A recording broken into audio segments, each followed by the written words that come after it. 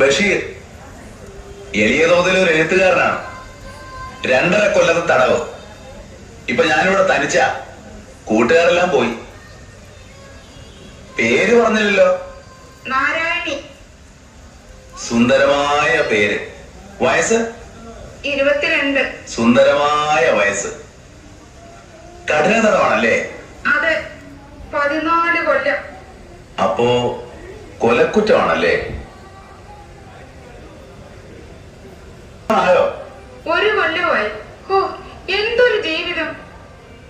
നാരായണി, നമ്മളേതാണ്ട് ഒരുമിച്ചാണ് ഈ ജയിലിൽ വന്നത്. എനിക്കൊരു റോസാച്ചെടി തരുമോ? നാരായണി എങ്ങനെ അറിഞ്ഞു ഇവിടെ റോസാച്ചെടി ഉണ്ടെന്ന്? ജയിലല്ലേ, എല്ലാവരും അറിയും.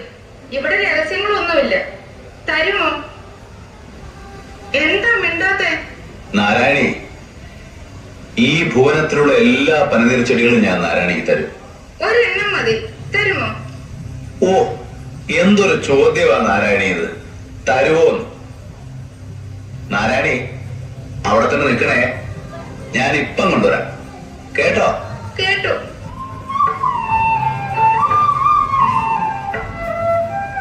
നാരായണി,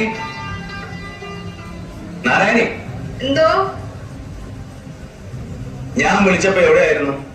ഇവിടെ തന്നെ ഉണ്ടായിരുന്നു. എന്നിട്ട്? ഞാൻ മിണ്ടാതെ ഒളിച്ചു നിൽക്കുകയായിരുന്നു. കള്ളി. റോസാച്ചെടി കൊണ്ടുവന്നോ? ബഷീര്, ബഷീര്, ബഷീര്. ഓ, ദൈവത്തിനെ എത്ര സ്നേഹത്തോടെ വിളിച്ചിരുന്നെങ്കിൽ സ്നേഹത്തോടെ വിളിച്ചിരുന്നെങ്കിൽ എന്നാണ് പറഞ്ഞത്.